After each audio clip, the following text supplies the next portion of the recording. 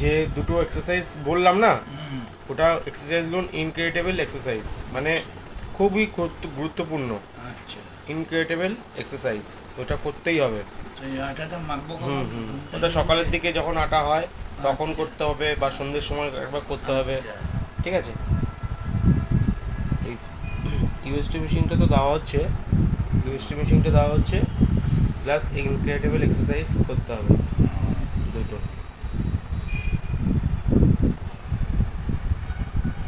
এই আঙুলে ব্যথা না?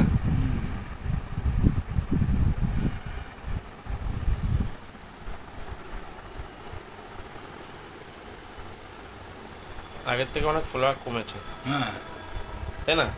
ওরকম আছে। ব্যথাও কমেছে অনেক, হ্যাঁ।